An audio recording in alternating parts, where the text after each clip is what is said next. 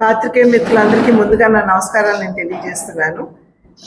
ఈ రోజు మహారాష్ట్ర మరియు జార్ఖండ్ కి సంబంధించినటువంటి ఎన్నికల ఫలితాలు వెలువడినటువంటి నేపథ్యం.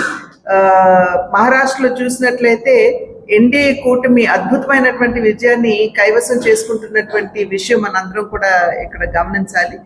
288 సీట్లు ఉన్నట్లయితే అక్కడ దగ్గర 220 సీట్ల పైచిలుకు ఇవాళ ఎన్డీఏ కూటమి గెలిచేటువంటి పరిస్థితి ఇప్పుడు ఉన్నటువంటి నేపథ్యం.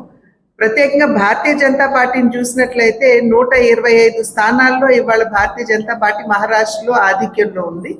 అంటే ఇంకా ఇంచుమించు ఎన్నికలు ఫలితాలు వెలువడినట్టేనని చెప్పి మనం భావించవచ్చు. అదేవిధంగా జార్ఖండ్ లో ఇప్పుడు వచ్చేటువంటి ఫలితాలు ఏవైతే ఉన్నాయో దాంట్లో ఒకంత ఎన్డీఏ కూటమి వెనుకబడినటువంటి విషయం మనందరికీ తెలిసిందే. అయితే ఇంకా కంప్లీట్ గా ఎన్నికలు ఫలితాలు అవి అనౌన్స్ కాలేదు కనుక కొంచెం వేచి చూద్దాము. ఒకవేళ ఏమన్నా అట్లా జార్ఖండ్ లో వెనుకబడినట్లయితే ఎందుకు ఏ కారణాల వల్ల వెనుకబడ్డాం అనేటువంటి విషయాన్ని ఖచ్చితంగా భారతీయ జనతా పార్టీ సమీక్షించుకుని అక్కడ ఏవైతే కరెక్టివ్ మెజర్స్ తీసుకోవాలో వాటన్నిటిని తీసుకుంటూ ముందుకు వెళ్తుంది. అదేవిధంగా ఏ పార్టీ అధికారంలోకి వచ్చినా కూడా నిర్మాణాత్మకంగా ఆ రాష్ట్ర అభివృద్ధికి భారతీయ జనతా పార్టీ కట్టుబడి పనిచేస్తూ ముందుకు వెళ్తుందని చెప్పి మీ అందరికీ కూడా నేను తెలియజేస్తున్నాను. అదేవిధంగా ఇవాళ మహారాష్ట్రలో కనుక చూసినట్లయితే అద్భుతమైనటువంటి విజయాన్ని ఎన్డీఏ కూటమి అందులోనూ భారతీయ జనతా పార్టీ ఇవాళ కైవసం చేసుకుంటుంది.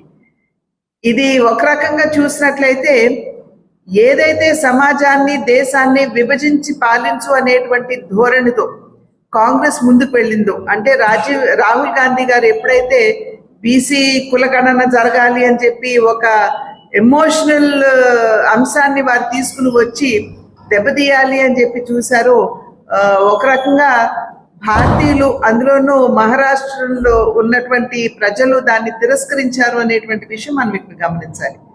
అదేవిధంగా గడిచిన 10-15 సంవత్సరాలుగా దేశానికి అందించినటువంటి సుపరిపాలన భారతీయ జనతా పార్టీ నాయకత్వంలో ఉన్న ఎన్డీఏ ప్రభుత్వం దేశానికి అందించినటువంటి సుపరిపాలన, అవినీతి రహిత పాలన, అదేవిధంగా దేశ అభివృద్ధి మీద దృష్టి పెడుతూ ఇవాళ ప్రపంచవ్యాప్తంగా అంతర్జాతీయంగా ఎక్కడికి వెళ్ళినా కూడా భారతదేశానికి ఉన్నటువంటి గౌరవం మనందరికీ తెలుసు.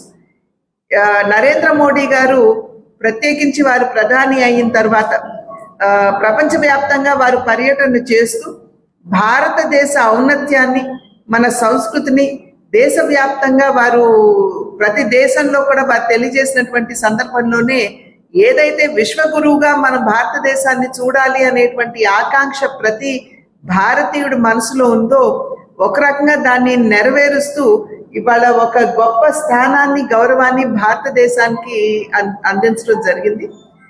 కనుక ఇవాళ భారతీయులు అందులోనూ ప్రత్యేకించి మహారాష్ట్రలో ఉన్నటువంటి ప్రజలు ఆ రకమైన ఆ గౌరవానికి పట్టం కట్టారు, అభివృద్ధికి పెద్దపీట వేశారు అని చెప్పి మనం అందరం కూడా ఇక్కడ గమనించాలి.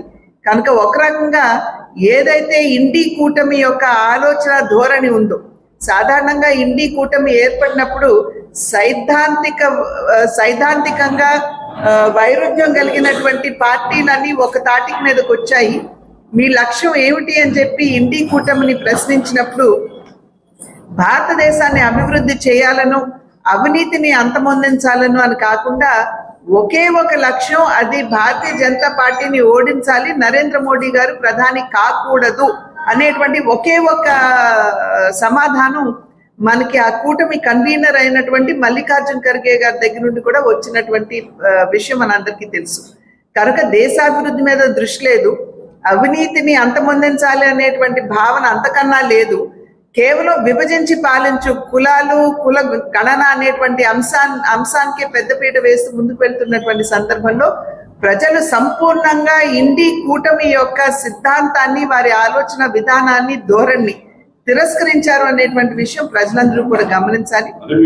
ఇవాళ భారతీయ జనతా పార్టీ ఏ రకంగా దేశ సేవకి, అభివృద్ధికి అంకితమైందో అదే విధంగా అంకితమవుతూ ముందుకు వెళ్తుంది అని చెప్పి మీ అందరికీ నేను తెలియజేస్తున్నాను.